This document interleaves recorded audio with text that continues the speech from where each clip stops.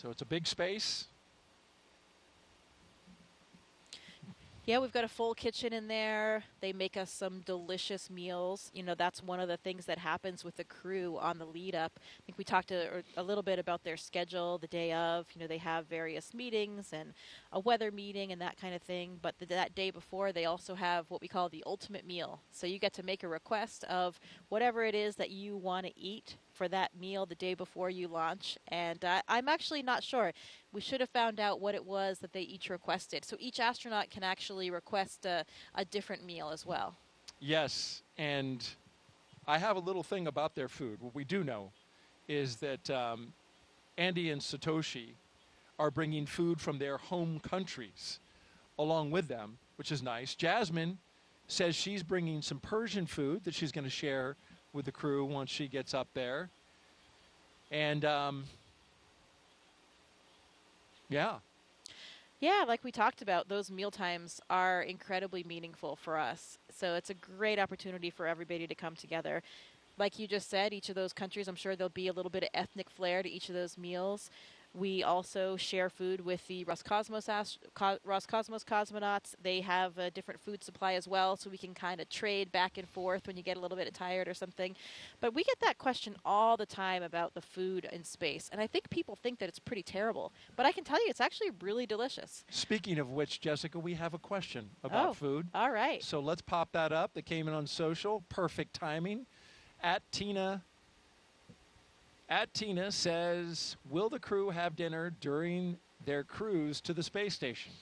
Yeah, so the number of meals or snacks that they eat kind of depends on the duration of their phasing to get to the space station. So they will. They have various food items with them, and they have certain ones that are more accessible than others, so they can kind of reach in and grab whatever it is that they have. I'm not certain exactly what they did pack, but I think they can make some requests as well.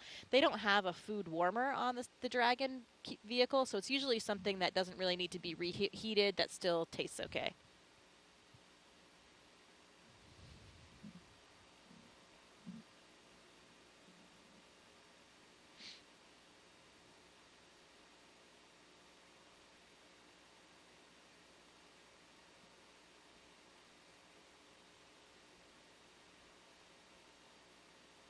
And our social participant who asked that question, she is actually here participating in a NASA social at Kennedy Space Center, which is an event we do for launches. Invite various influencers and social media account holders to come out and participate in activities in and around the Space Center, as well as taking a launch. So she was right there, watching the coverage, presumably, I guess, on her phone when she asked that question. Yeah, it's nice to be able to help share the mission with everybody. And through social media, so many people are communicating that way today that it's great that we have all of these people that can help spread our NASA message and share in the excitement of this exploration. Absolutely. So we're T-minus 3 hours and 26 minutes. You're watching NASA's coverage of the Crew-7 launch to the International Space Station. I had their patch on the other day. I think that's what it was. Well, hey, Crew-6 is eagerly awaiting their arrival. Indeed they are. And in about 7 days, we'll be coming back down to Earth. But today we're focused on Crew-7 getting up to the International Space Station. You're looking outside of astronaut crew quarters here at the Kennedy Space Center, where we are awaiting the walkout of the astronauts on their way to the International Space Station. Here are the doors to crew quarters that Jessica mentioned earlier, and you see the patches around the doors and up there around the meatball.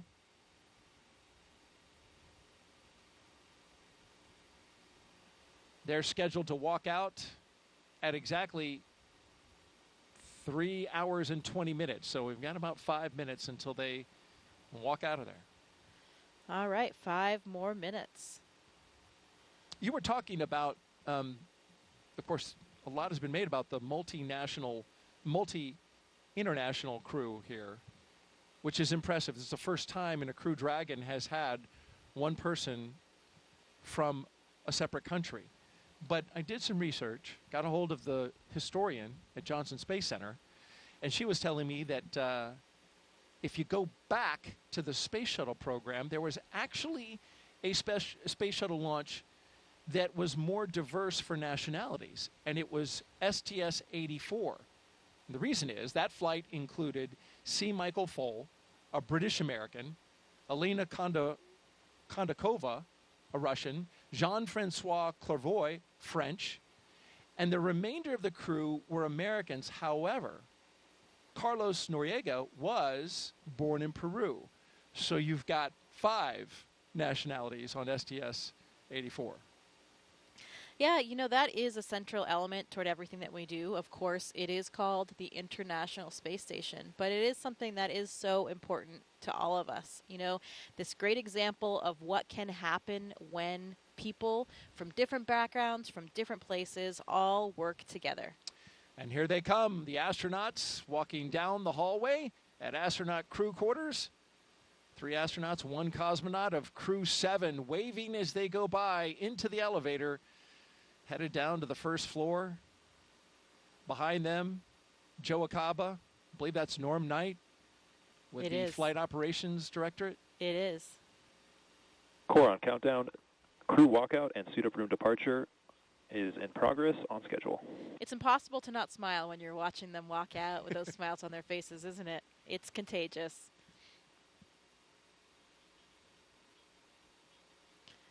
You know, we talk about that international element, and another fun fact for you. Did you know that Jasmine, was actually stateless until the 2nd grade? She Really? became a U.S. citizen in the 2nd grade, and until then, she was considered stateless. But she celebrated that big moment by bringing brownies into her classroom. Oh, she went back, right, to many of the schools that she had gone to when she was a kid and visited with those kids and is taking up some mementos from that. I believe some class pictures from those kids. So I like that tie-in of how she is, you know, both a nod to her childhood and her background. Yeah, absolutely. It's something that many of us try to do, to really make that connection to all the people that you've known all along the way and have helped you get there. You mentioned the traditions, Jessica. Let's take a look at one of them. Here's the crew signing that mission patch inside crew quarters at the Neil Armstrong Operations and Checkout Building there, putting it on the wall, and Jasmine putting her John Hancock on there, and each crew member signing away.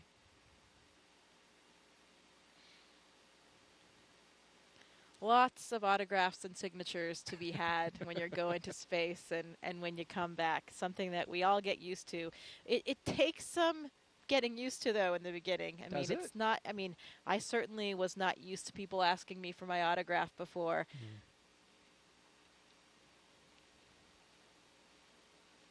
Getting closer to walkout. Now just about 90 seconds away from them walking out of astronaut crew quarters. The Teslas are queued up. The security escort is ready. Now, were they black Teslas last time? I know for Crew 2 they were white. Right. They were black for Crew 6, and then they were white for Demo 2 through Crew 5. Okay. They changed up the color. SpaceX said, you know, just adding some vehicles to their fleet. And I bet they've got their playlists all lined up as well. They do indeed, and I'm glad you asked about that. Yeah, another one of the traditions. You've got to be listening to some loud jamming beats when you're headed out, and it's such a cool. Why is that? It's such a cool feeling. It really helps get you psyched up. I know I love music and certainly thrive off it. Since I was the astronaut support person for Crew 2, I did actually ride out in the Teslas with the crew, and it is such a cool feeling. You have lights and sirens kind of blaring with your escorts. You've got the music going loud. It was night just like this, and you're going out to this impressively lit launch pad. It really gets the excitement flowing and gets you pumped up. I'm getting pumped up just listening to you because the picture you just painted, wow. I can only imagine. Yeah, again, it's hard to not feel the excitement.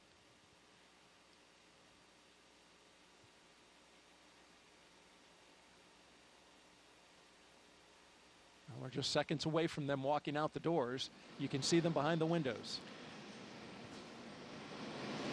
And here they come, Crew-7, taking their first steps outside before their journey to space. Again, look at those genuine smiles. You really can't hide the excitement. From left to right, we have Konstantin Borisov, Andreas Mogensen, Jasmine Mogbelli, and Satoshi Furukawa.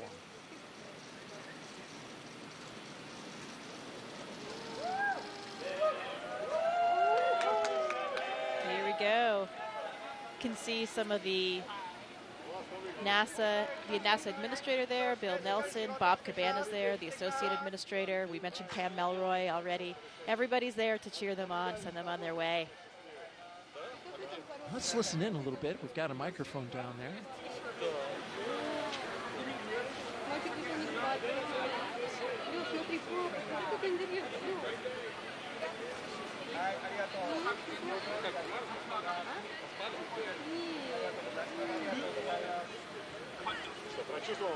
Да, начал волноваться. Нет, вообще нет. Вот сейчас вот стоял, думал, чтобы вас видеть, расплакаться немножко, отвлекся.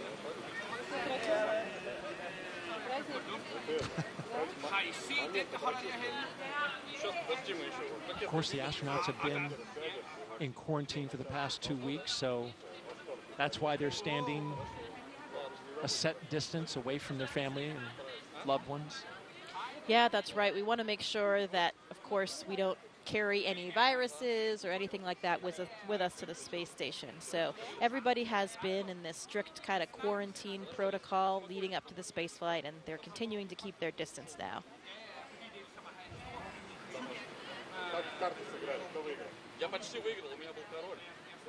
You see Alex Gerst, German astronaut from the European Space Agency there, and Takuya Onishi, a Japanese astronaut. You can see those blue suits toward the front, helping out, escort the families and with the guests. Both are space veterans, of course. Mm-hmm.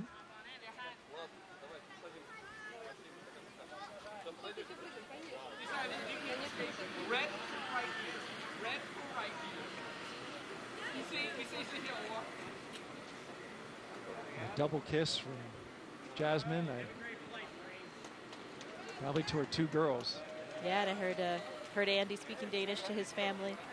Yeah, you speak, you're fluent, right, in Russian and Swedish, right? I do, yes. I speak Swedish, pretty similar to Danish, so sometimes I can understand what Andy and his family are saying. Did you catch anything? I did. He said, "We see us, we'll see you." Yeah, Oh, I did catch what he said at the end there. But Andy's family actually lives just a street away from me, so I see them quite how about often. that? Yeah. Well, that's nice. Here they go. Doors are closing. Well, this is a good time to talk about the playlist. Jasmine is going to be queuing up some Stevie Wonder, Whitney Houston, some hip-hop. She's a big hip-hop fan. And apparently so is Andreas, so that works well for the commander and the pilot, who will be in the 01 Tesla. Satoshi says he'll crank some 80s Japanese pop music. And I put that on my own music app just to hear a little bit. Unsurprisingly, a lot of synthesizer. Just like 80s in America. And then Konstantin says he's going to crank some System of a Down, Pink Floyd. Look at that. I see Jaws twin girls. They're wearing little mini SpaceX suits. Oh, I have one of those for my daughter as well. They are adorable. They look exactly like the real thing. No kidding. You can see them just over at the window right now. I see, looking in at Mom. Riding on Dad.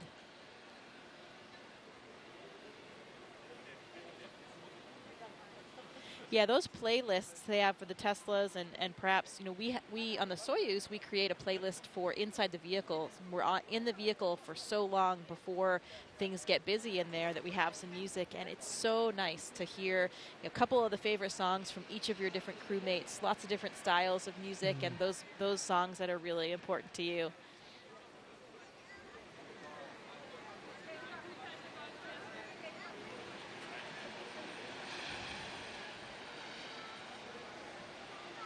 We got a social question. If you have one, send it to us. #AskNASA on YouTube, Twitch. See those outfits with I see the them. hood and everything. Yeah, Yep. That hood for the helmet. That They're is really too great. cute.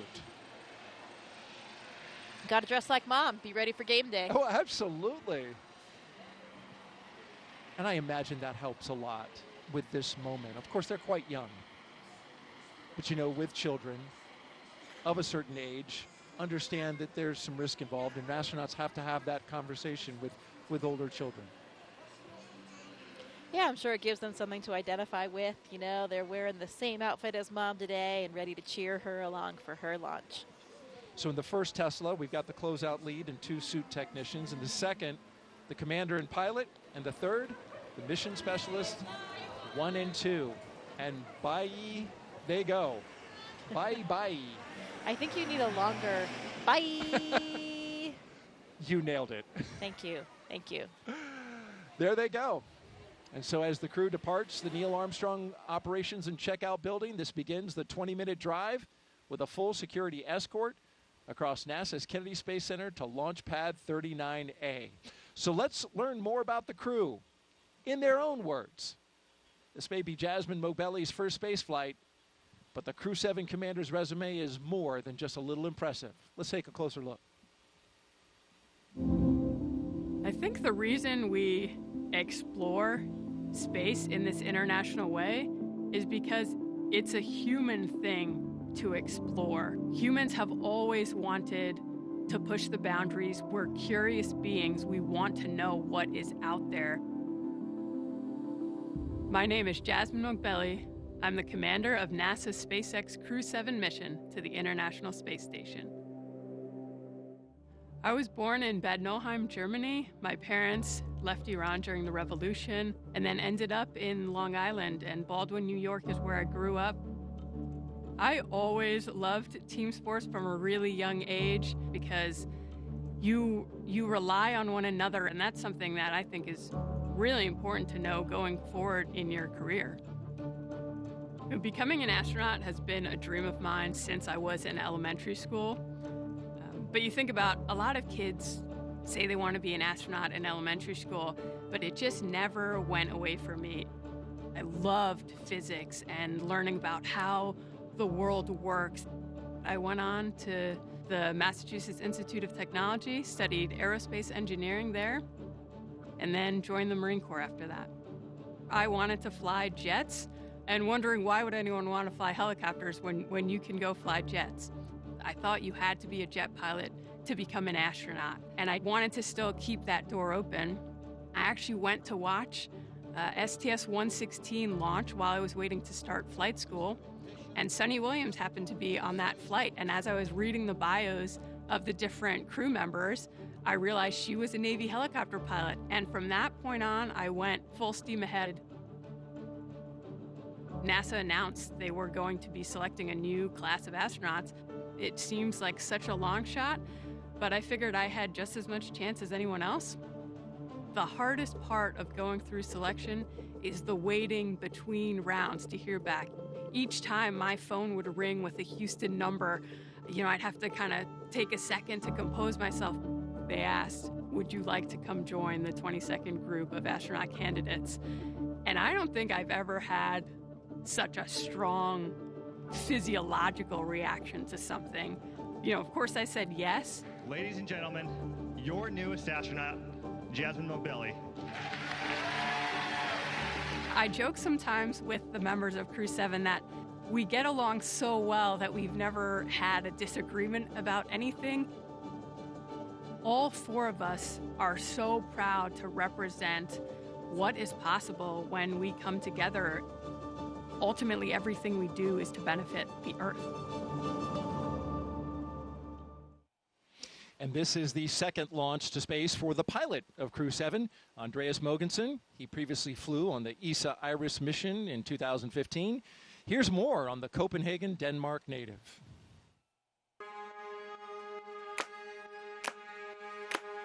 We explore the world not just physically, but also mentally by doing experiments that increase our knowledge of the world and the universe. And that comes from a need to understand the world that we're part of and a basic curiosity that I think all humans are born with. My name's Andreas Mogensen, and I'm the pilot of NASA's SpaceX Crew-7 mission to the International Space Station. I was born in Copenhagen, Denmark, but I spent 3 years in Thailand, 2 years in Singapore, 5 years in California. When I moved to California as a kid, I started learning about NASA and the space shuttle program and, of course, the Apollo missions to the moon. And I was fascinated and hooked immediately. I knew that that was my dream, to become an astronaut.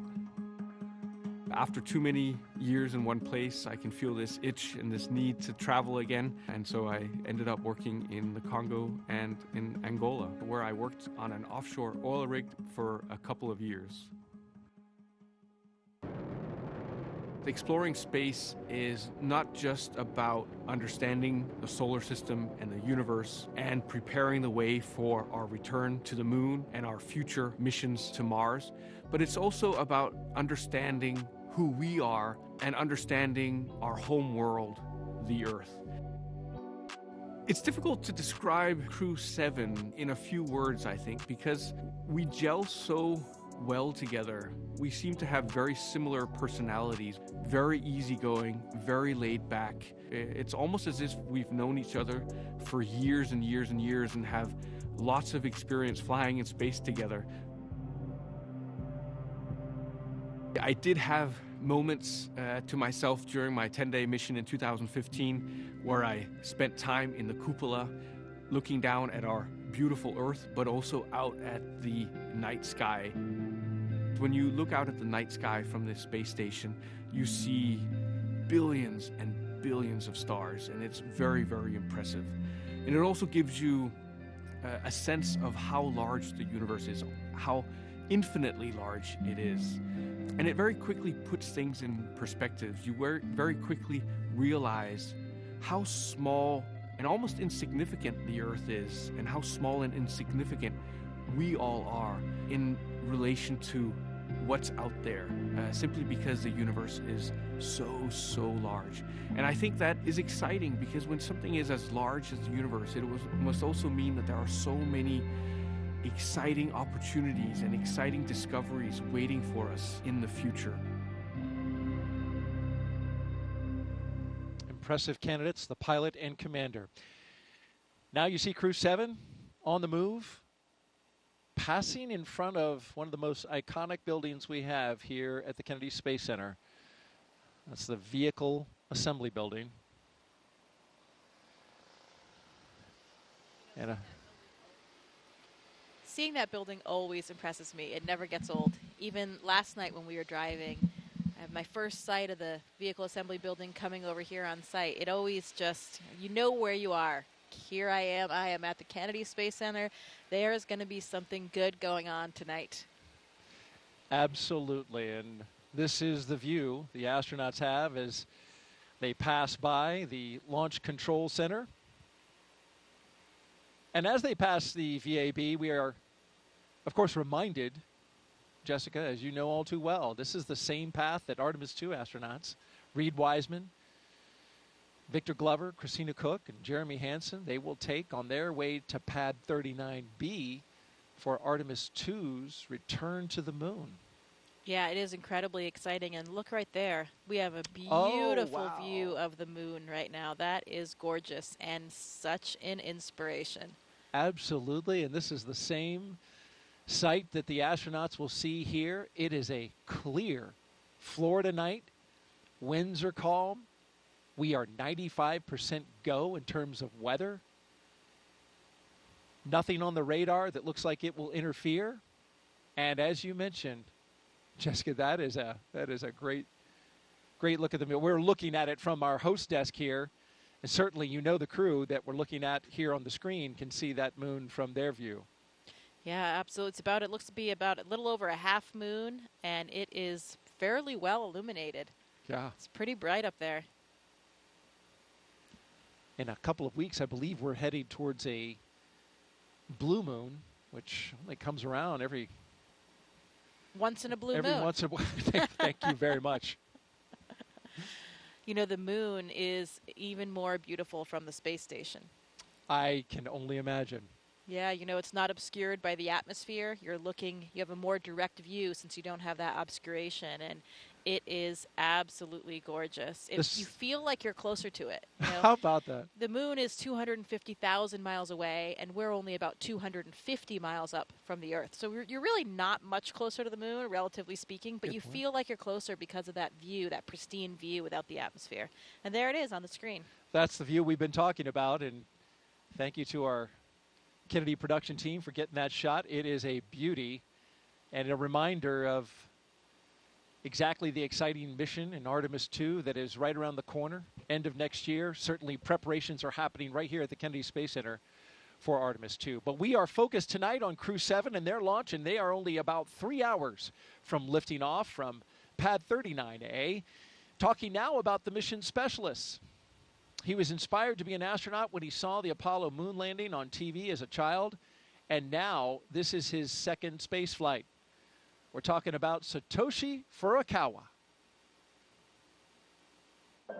I think it's an instinct for human beings to broaden their boundaries and areas of activities. I think it's like the age of discovery.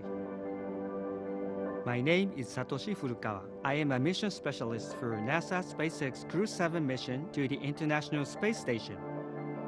I was born in Yokohama, Kanagawa, which is right south of Tokyo. I was a very active kid. There were many mountain areas around the area I grew up, and so I love outdoor life. I played all day in the mountains from sunrise to sunset. The first human landing on the moon when I was 5 years old. I thought it was a great moment for humankind. I had a longing for space from my childhood. I wanted to be an engineer or an astronomer until my high school life. And when I was 17 years old, I had a chance to talk with my uncle, who is a medical doctor. And what impressed me was he told me that it is my happiest moment when a patient gets better and discharges. So I changed my future path and wanted to be a medical doctor because I would be able to positively affect people's life. February 1998, when I was working in a night shift in a hospital, TV newscaster mentioned that there would be new Japanese astronaut recruitment. Those selected would stay on board the International Space Station for 6 months and conduct many scientific research. I felt strongly, I'd like to do this job. My wife said, do your best. So I applied the audition. The moment I was selected as a Japanese astronaut candidate, you are hired, you are selected. It was the happiest moment in my life.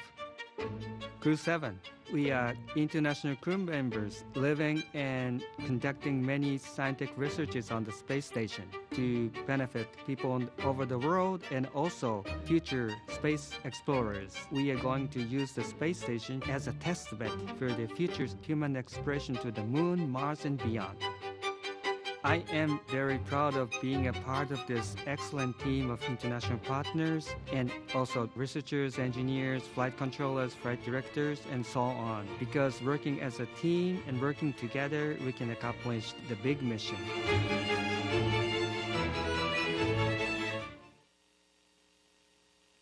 And here's a great shot, Jessica, rolling up to the rocket where you can see it right out your window.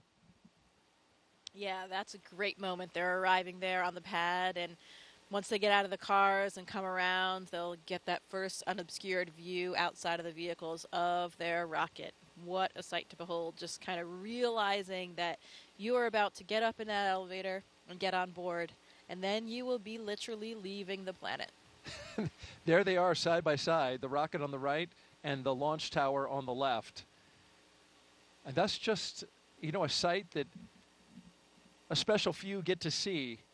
The hope is, with the continued progress of the Commercial Crew program and NASA's efforts to commercialize low Earth orbit, and hopefully more and more people will get to share that view. And in fact, the Axiom missions and many of these other private space flights has made that possible for more than just NASA astronauts.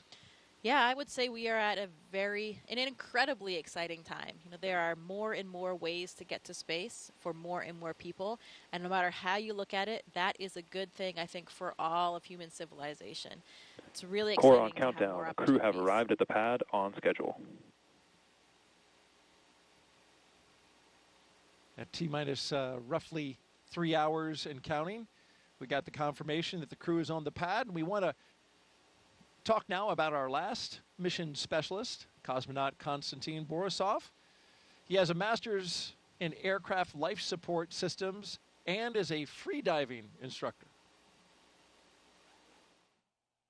It's a very natural thing for any human to explore. We want to see what's behind that hill, we want to see what's behind that sea, we want to see what's behind that planet. My name is Konstantin Borisov, and I'm a mission specialist for NASA's SpaceX Crew-7 mission to the International Space Station. I was born in Smolensk, Russia, but when I was 1 year old, the whole family moved to Zhukovsky. It's a small city not far from Moscow. I was always attracted to water. Water is my comfort place. I found out that there is such a sport called freediving, in which we are switching our mammalian dive responses and we can actually do breath hold diving and stay there for long. I did a course and something clicked. It was like the day which changed your life to before and after. I realized that there are so many things we don't know about ourselves. People think that they cannot hold their breath for longer than 30 seconds. But when I did my first freediving course, I showed myself I can do over 2 minutes. And that's crazy because you understand that your brain tells you have limits, but when those limits are off, your brain is like, wow, maybe there are more things. So it expands the way you see yourself and the way you see the world and the way you see how free you are. It was actually part of my preparation process to become a cosmonaut. But the preparation process, I enjoyed it. It's a lot of travel, it's a lot of new knowledge, and there is a big adventure waiting for you, and I'm very excited about that. For those who ask what a spaceflight is, I would say that we have 3 big jobs on the space station. First job is experiments. Second job is take care of the station, doing the maintenance, repair what's broken, storing things, restoring things, cleaning up. And the third big topic is actually taking care of your body, because in weightlessness you cannot help but train. I think many people don't understand that technology advancement which we have had during the last 50 years mainly comes from space exploration. People get very comfortable with using their phone and have very fast computers in space motivates us to create those advancements. I want to take part in it and I want to put my small stone into this pavement which leads us to the new asteroids, to the new planets and to the new systems.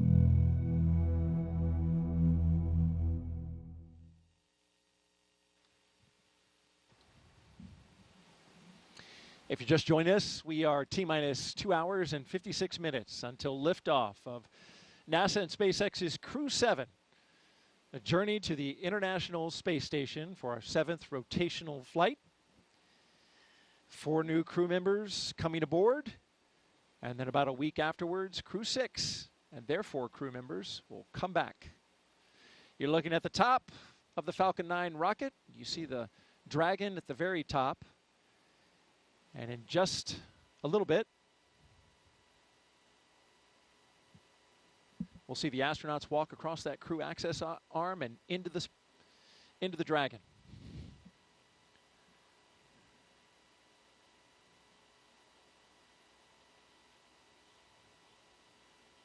You know, we complain about these night launches from our point of view and being up all night, but there is something special about them, isn't it? It's really spectacular with all the lights. It is. It is special, and especially when the rocket goes off and just lights up the sky, turns night into like dawn. I always enjoy that. Yeah, I think the night launches are more impressive. Just the contrast in the sky, you know. Absolutely, and you can see how still the winds were from that previous shot. The flags are not moving at all. Of course, we know it because the bugs are buzzing all around. Here we go with our commander and pilot, Jasmine and Andreas, making their way out for a view of the rocket. And there it is, that traditional lean back. You got to try to take it all in, and it's a tall rocket. And they've got as I understand it, a very rigid back to the spacesuit, which Yeah. prevents them from actually turning their heads up. So you've got to turn your entire upper torso in order to Right, see and it, right? that with the helmet being integrated onto the suit, it Right. adds that stiffness as well.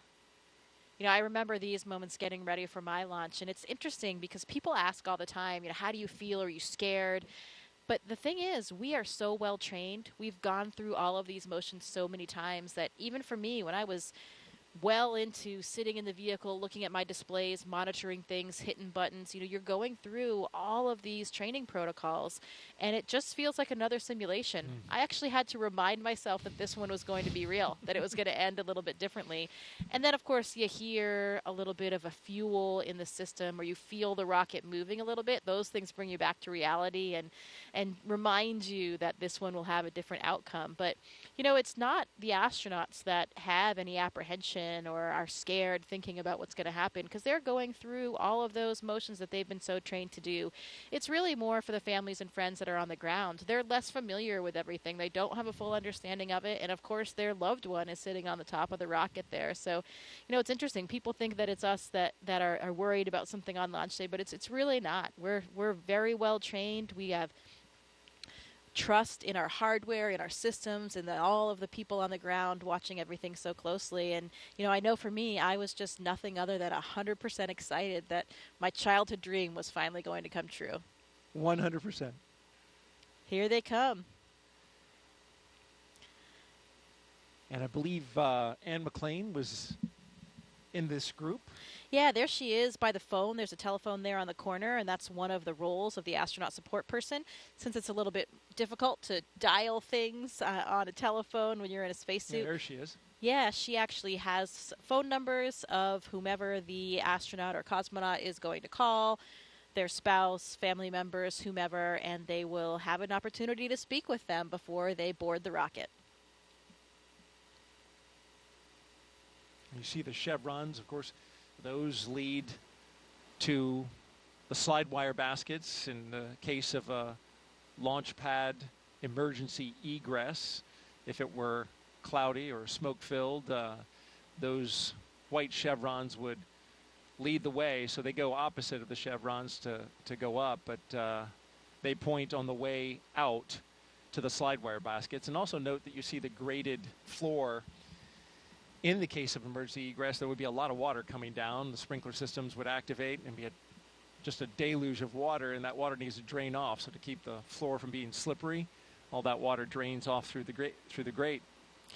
Another aspect of our training, we are so well trained on all those procedures that, you know we would be able to execute those procedures and get everyone to safety in the event that they had to. You can see, looks like Andy hooked up to a little bit more cooling there again. It is a warm night here tonight, especially if you're wearing one of those suits. 80 degrees out here in the east central coast of Florida, right here on the Cape.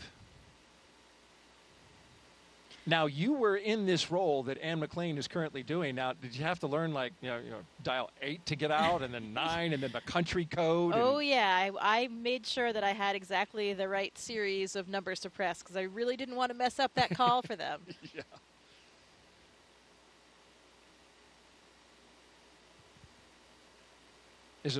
Is it, I mean, you must hear the phone call, right? You're standing right there.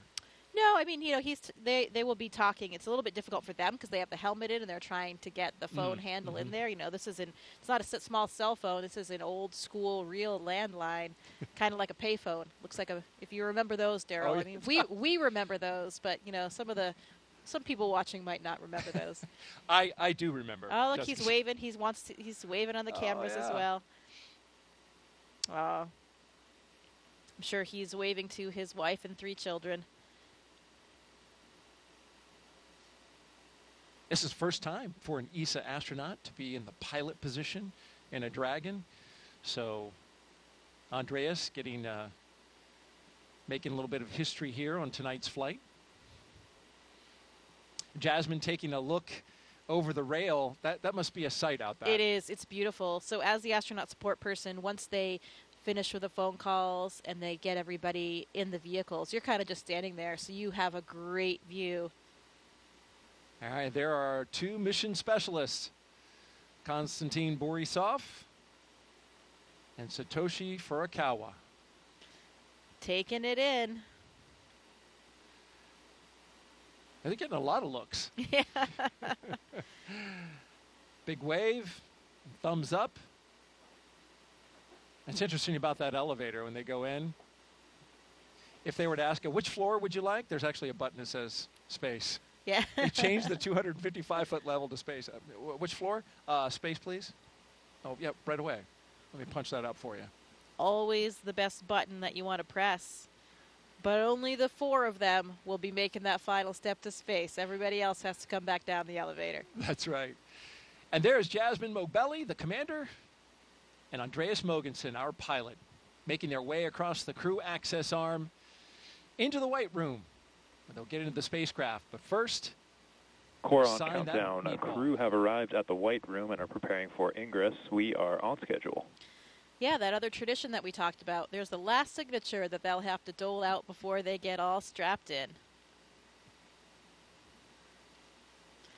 You know, it's interesting when we talk about all these training protocols that we have and the amount of time that we spend training, particularly for contingency scenarios.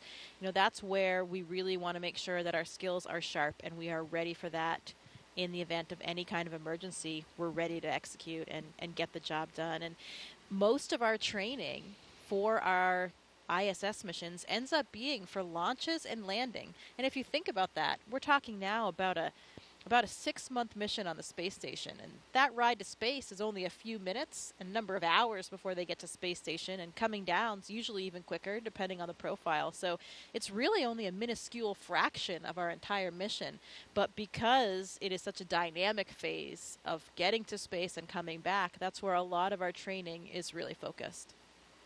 And as it should be, as you mentioned, the most dynamic part. There's a lot of energy that is required to get into space. Core on countdown. Crew ingress has started. And you got to get rid of a lot of energy when you come back. There go our pilot and commander carefully getting in. They don't want to mess up that seal, so you'll see him take a lot of time to crawl over that entryway, the side hatch.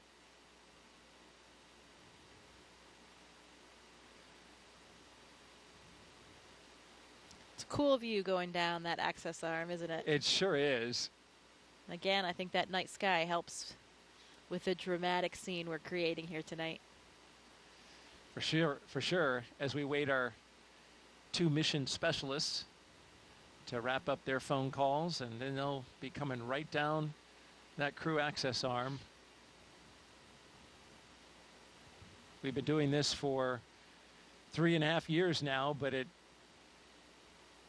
that crew access arm still looks futuristic.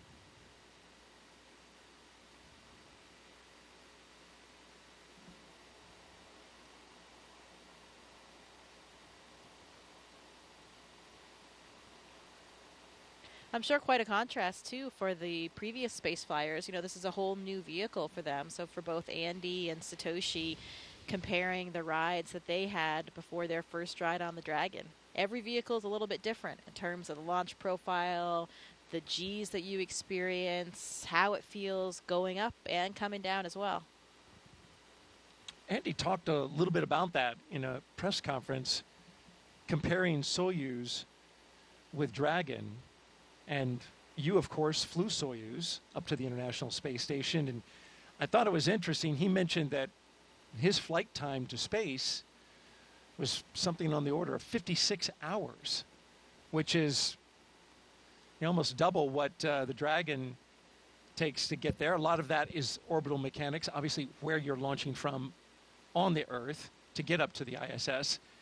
But you had a long ride up.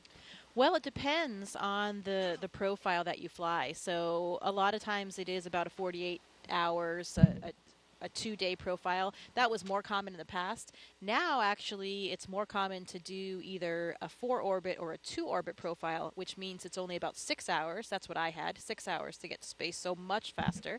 Oh, wow. And that is more common now. And now we even have the 2-orbit. So Laurel O'Hara, her Soyuz will be flying the 2-orbit rendezvous. So that is only about 3 hours, and that happens very quickly. That was being tested about, when I was up there, it was still being tested only on Progress vehicles. Now we're doing it with with crew vehicles too. So that's the way to travel. Two orbits, 3 hours to get to space. Not bad. Can't complain about that. Not bad at all. I did not know that. That's interesting. You know, one of the big differences for them, you can see the windows in the vehicle right there on the sides of the vehicle. For the Soyuz, though, everything, we also have windows on the sides. I was in the left seat, so I had a window right next to me to my left. But during launch, those are covered by a fairing, so you can't actually see anything when you're taking off here on the launch pad. From what I hear from other Dragon flyers, the view is spectacular of the launch pad area when they're lifting off. So those windows really, really come in handy.